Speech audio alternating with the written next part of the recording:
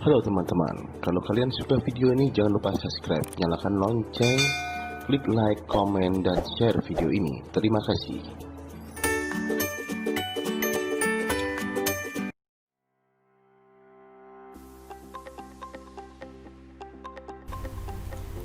Assalamualaikum.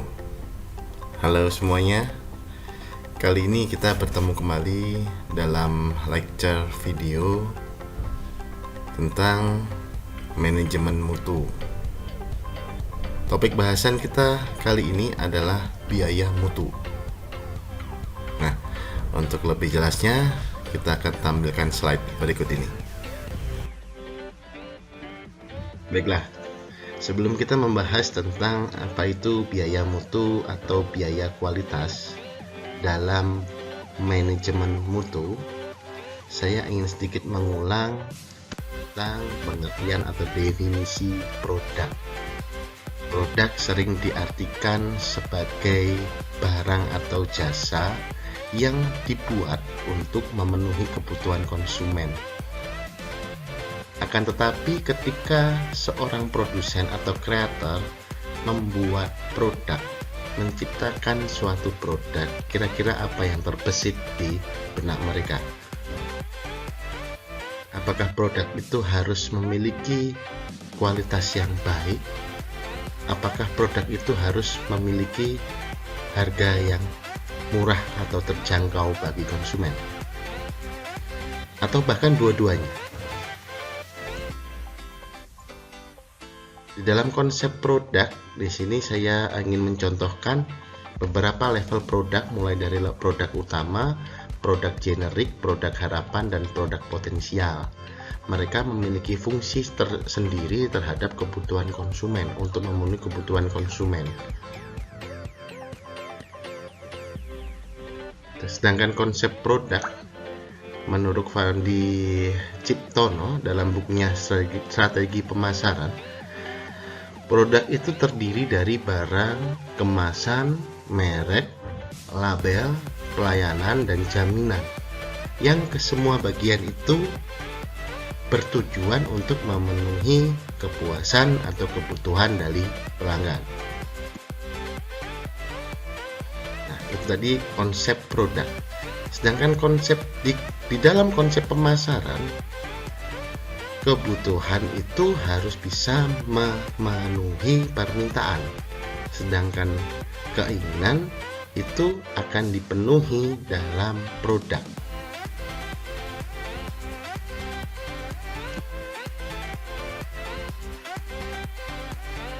Produk itu sebenarnya harus memiliki beberapa inti dari kualitas, yaitu appearance, image, reliability, durability, safety, dan customer service.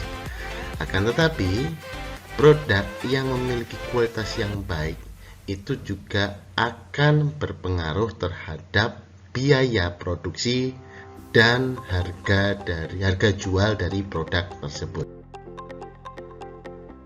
Nah, perusahaan yang sudah atau menggunakan konsep produk itu pasti menggunakan dan mempercayai bahwa mutu atau kualitas barang dan jasa yang dihasilkan perusahaan haruslah baik sehingga mudah menarik konsumen. Nah, konsep manajemen pemasaran ini dapat diterima oleh sebagian konsumen, namun tidak boleh dilupakan adalah kualitas produk yang baik ataupun bagus pasti mempengaruhi harga. Sedangkan bagi sebagian konsumen, harga yang murah masih menjadi tujuan utama ketika konsumen akan mendapatkan atau membeli suatu produk. Nah, tiba kita saatnya untuk membahas apa sih itu biaya mutu atau biaya kualitas. Apakah ketika kualitas produk tersebut baik akan berimbas dengan biaya produksinya?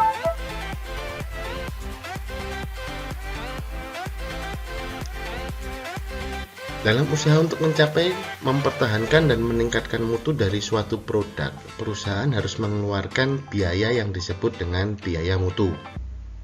Nah, biaya mutu adalah biaya yang timbul karena mungkin atau telah dihasilkan produk yang jelek mutunya. Itu menurut Hansen Moen dalam bukunya di tahun 2000. Biaya mutu harus dikendalikan dengan tepat oleh suatu perusahaan, karena dengan meningkatnya biaya mutu maka hasil produksinya akan semakin rumit. Yang kedua, meningkatnya kesadaran akan biaya daur hidup produk circle, product life cycle, termasuk di dalamnya biaya pemeliharaan, biaya tenaga kerja, dan biaya suku cadang. Yang ketiga, adanya kebutuhan akan insinyur atau ahli dan pengelola mutu yang secara efektif dapat membeberkan biaya produksi dalam bahasa manajemen umum, yaitu uang atau kekayaan perusahaan. Agar biaya mutu dapat direncanakan, diukur, bahkan dikendalikan, maka diperlukan suatu sistem akuntansi biaya mutu yang kemudian setelah diolah dalam proses akuntansi akan disajikan dalam laporan biaya mutu. Laporan biaya mutu dapat digunakan sebagai dasar pengambilan keputusan jangka pendek dan jangka panjang, serta untuk mengevaluasi usaha yang telah dilakukan pihak manajemen dalam menjaga mutu produknya. Inti biaya kualitas atau biaya mutu itu sebenarnya ada 2 atau 3 yang nanti akan kita pecah dan kita bahas satu persatu. Intinya ada biaya pencegahan dan biaya kegagalan. Biaya mutu dapat diklasifikasikan menjadi 4 jenis. Ini setelah kita breakdown. Yang pertama ada biaya pencegahan, istilahnya adalah prevention cost. Yang kedua biaya penilaian atau appraisal cost. Yang ketiga biaya kegagalan internal dan biaya kegagalan eksternal. Jadi biaya kegagalan nanti akan dibagi menjadi 2.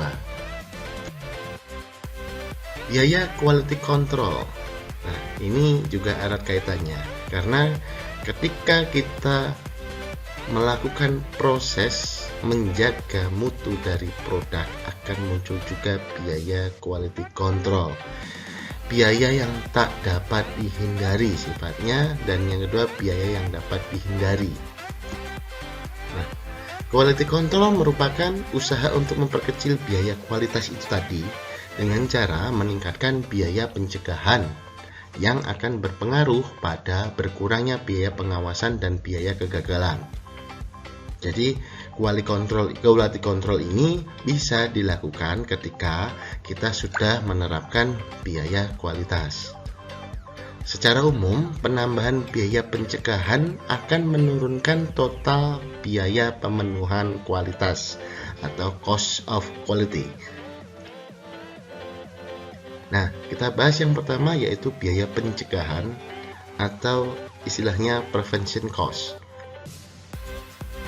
Biaya yang meliputi yang di dalamnya meliputi biaya untuk perencanaan atau planning, review, training, penyediaan data, dan perbaikan proses dalam pembuatan produk. Biaya pengawasan atau inspection cost meliputi biaya pemeriksaan seperti memeriksa pada setiap proses produksi, termasuk juga biaya pemeriksaan di dalam suatu lab pengembangan produk.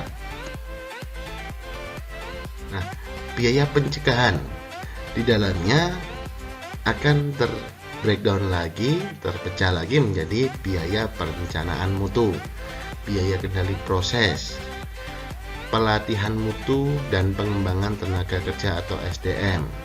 Lalu di bawahnya akan ada verifikasi rancangan produk, pengembangan dan manajemen sistem, dan yang terakhir biaya-biaya pencegahan lainnya. Nah, yang kedua adalah biaya penilaian atau appraisal cost. Di bawahnya, di dalamnya biaya penilaian ini terdapat biaya pengujian atau biaya pemeriksaan. Yang kedua, tenaga pemeriksanya, biaya tenaga pemeriksa. Yang ketiga, audit mutu. Dan yang keempat, peninjauan, rekayasa, dan penyerahan produk. Ini biasanya akan berkaitan dengan bagian R&D dalam perusahaan. Nah, yang terakhir adalah biaya kegagalan yang nanti akan kita bagi dua, yaitu biaya kegagalan di internal perusahaan dan eksternal.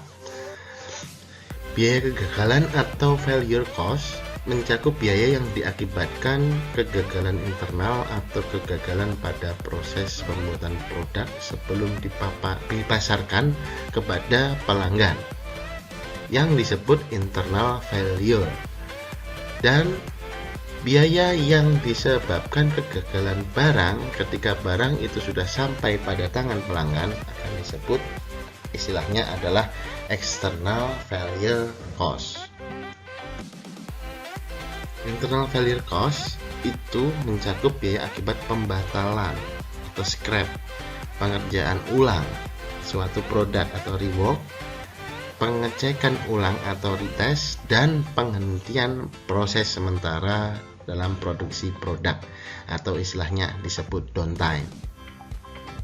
Sedangkan external failure cost itu mencakup biaya penggantian akibat kerusakan yang terjadi pada masa garansi atau warranty, pengembalian barang atau returns, dan biaya keluhan atau complaints.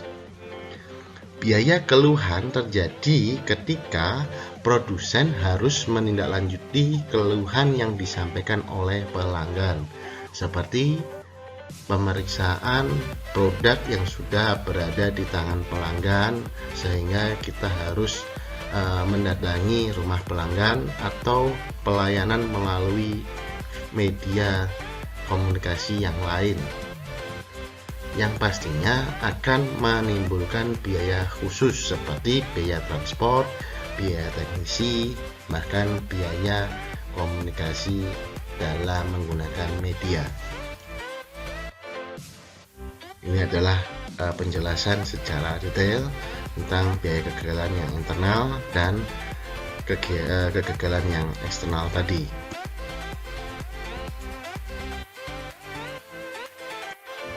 Nah, saya rasa tentang biaya mutu atau kualitas cukup sekian. Kita akan lagi di kesempatan berikutnya, masih dalam bab manajemen mutu. Terima kasih. Assalamualaikum warahmatullahi wabarakatuh.